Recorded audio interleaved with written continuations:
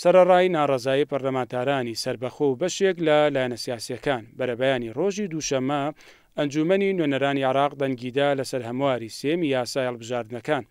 دوا بەدوای پەسەندکردنی یاساکەش فراکسیۆن یەکێتی لە ئەنجومەنی نوێنەران دووپاتی کردەوە بە هیچ شێوەیەک سازش لەسەر مافەکانی کەرکووک ناکەن و هەموو ڕێگەیەکی یاسایی و سیاسی بۆ بەرگریکردن لە وڵاتیانی کەرکووک دەگرنەبەر بە گوێرەی یاسا پەسەندکراوەکە کە یەکدەنگی کوردی لەسەر نەبوو.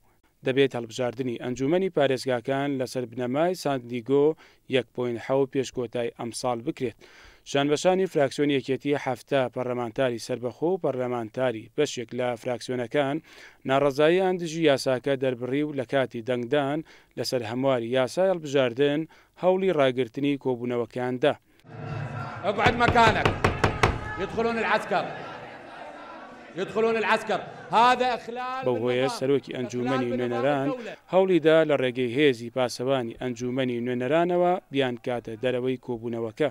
فراکسیۆن یەکێتی لە ئەنجومەنی نوێنەران لە ڕاگەنراوەکەیدا دەڵێت لەسەر ئەو مادە و برگانەی پەیوەندی بە پارێزگای کەرکووکەوە هەبوو ناڕازی بوون، بۆیە دەنگیان بەو مادە و برگانە و کۆی یاساکەش نەداوە. بەشداریکردنیشیان لە دانیشتنەکە بۆ ئەوە بووە کەرکووک بە دەرنەکرێت لە هەڵبژاردن، بەڵام ئەو مەرجانەی بۆ وربینیکردن لە تۆماری دەنگدەرانی کەرکووک دانراوە ناڕوون و نادادپەروەرن و دژی کوردن.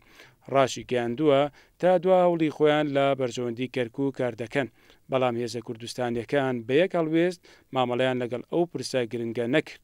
لایەنێکی سیاسی بۆ بەرژەوەندی حیزبی لە بەرامبەر دوو کورسی کۆتای مەسیحیەکان و دەنگی ئاوارەکانی دەشتی نینەوە سازشی لەسەر کەرکووک کرد.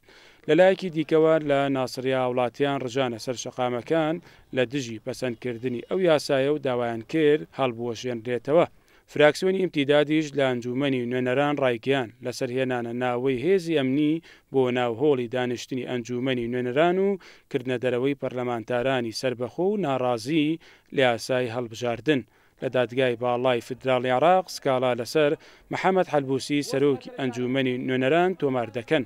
بە گوێرەی هەموارەکە هەڵبژاردن لە کەرکووک هاوشێوەی پارێزگاکانی دیکەی عێراق لە یەک ڕۆژدا پێکەوە ئەنجام دەدرێن، بەڵام پێویستە پێداچوونەوە بە تۆماری دەنگدەران بکرێت بە پشبەستن بە سەرژمێری ساڵی 1957 و چەند گۆڕانکارێکی دیکەش لە کەرکووک دەکرێت. لە کۆبوونەوەکەدا کە 1970 پەرلەمانتار ئامادە بوون و کۆی هەمواری یاسای هەڵبژاردننی پەرلەمان و ئەنجومەنی پارێزگاکان پەسەندکرا. بە گوێرەی مادەی 2، 6 و 7 یاساکەش دەبێت پێش 20 دوازەی 2023 هەڵبژاردننی ئەنجومەنی پارێزگاکان ئەنجام بدرێت. ئەوەش لە کاتێکدایە کە پێشتر ئەنجومەنی نوێنەران 6 یانزەی بۆ هەڵبژاردننی ئەنجومەنی پارێزگاکان دیاری کرده بوو.